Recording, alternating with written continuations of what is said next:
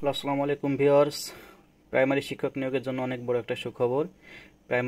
প্রাইমারিতে এবছর কোটাবিহীন শিক্ষক নিয়োগ হচ্ছে, অর্থাৎ আগে যে নারী কোটা 60%, পোষ্য কোটা 20% বা অন্যান্য কোটা সব প্রায় 90-95% কোটা ছিল, সেই কোটা বাদ গিয়ে এখন মাত্র নতুন যে কোটা সেই 7% কোটায় নিয়োগ হচ্ছে। গতকাল প্রথম আলোর যে নিউজটা আসছে যেখানে কোটাবিহীন নিয়োগ হবে, তবে 20% বিজ্ঞান যে স্টুডেন্ট তাদের জন্য অগ্রাধিকার দেওয়া হবে। যারা বিজ্ঞান বিভাগ থেকে পরীক্ষার্থী থাকবে এদের অগ্রাধিকার দেওয়া হবে। আসলে এই ব্যাপারটি আমাদের কাছে অনেকের কাছে ক্লিয়ার হচ্ছে না যে বোধহয় বিজ্ঞানে আবারও কোটা দেওয়া হচ্ছে না। এটা কোটা না। আগে যে কোটাটা ছিল যে আমার যে লোক নিবে 100 জন, আমি বললো যে এখানে 20% কোটা থাকবে বিজ্ঞানে, তাহলে হচ্ছে 100 জনের ভিতর 20 জন লোক আমার আগে বিজ্ঞানে নিতে হবে, তারপরে বাকি 80 জন নিতে হবে অন্যান্য নর্মাল বা অন্যান্য প্রসেসিংয়ে। এটা ছিল হচ্ছে কোটা। তবে অগ্রাধিকারের যেটা সেটা হচ্ছে আমি 60 মার্ক পেয়েছি বিজ্ঞান কোটার, আর একজন 60 মার্ক পেয়েছে, তাহলে চাকরিটা হবে বিজ্ঞান কোটার যে 60 পেয়েছে তার। এটা হচ্ছে অগ্রাধিকার। তো এটা আসলে খুব বেশি ঝামেলা হওয়ার কথা না। আসলে বিজ্ঞানের শিক্ষার্থীদের এই সেক্টরে ঢুকানোর জন্য এটা মূলত করা হচ্ছে।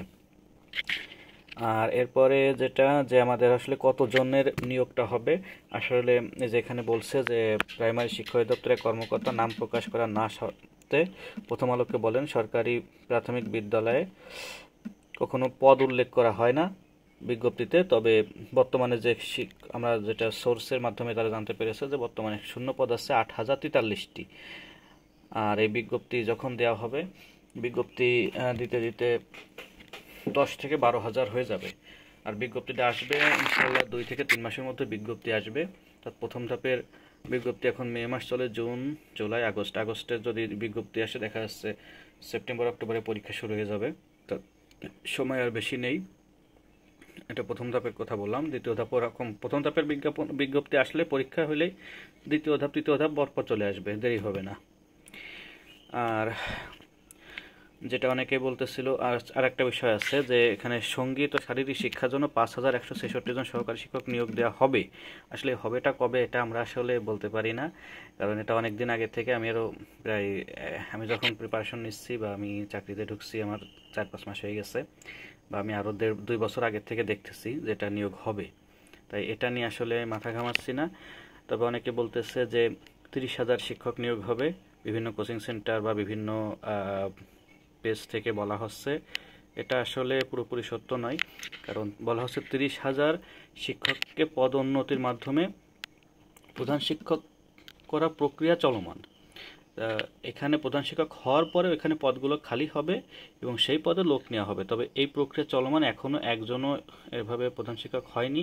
তাই যতদিন না এটা হচ্ছে ততদিন এখানে পদ ফাঁকা হচ্ছে না। তাই আপনারা 30,000 চিন্তা না করে এই 10,000 চিন্তা করেন। সারা বাংলাদেশে দেখা যাচ্ছে 3 ধাপ মিলায় 10,000 বা 12,000 বা হয়তো যদি আরও একটু বাড়ে এভাবে হয়তো নিয়োগটা হবে। আর পরীক্ষাটা সার্কুলার 2 থেকে 3 মাসের ভিতর হবে, যেটা বলতেছিলাম। তবে বিজ্ঞান শিক্ষার্থীর অর্থাৎ 20% অগ্রাধিকার থাকবে, এখানে উল্লেখ করে দিচ্ছে অগ্রাধিকার, এখানে কোনো কোটার কথা উল্লেখ করেনি। যে শিক্ষক পদে আগে যেটা ছিল 60% নারী কোটা, 20% পোষ্য কোটা এবং 20% পুরুষ কোটা। আসলে পুরুষ কোটা 20%, এটা আসলে বলা ঠিক না। এটা আসলে ওই বাকি যা থাকে ওই 20%-এর ভিতর পুরুষ নারী সব লড়াই করে, এই ছিল হচ্ছে ব্যাপারটা। তাই কোনো কোটা আসলে এবছর থাকবে না।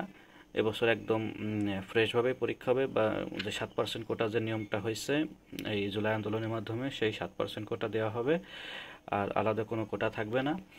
তাই এবছর প্রাইমারি যে শিক্ষক নিয়োগ, এখানে পড়ালেখা করুন, আপনার জন্য হতে পারে অনেক বড় সুযোগটাকে কাজে লাগান, ইনশাল্লাহ ভালো কিছু হবে। ধন্যবাদ। আসসালামু আলাইকুম।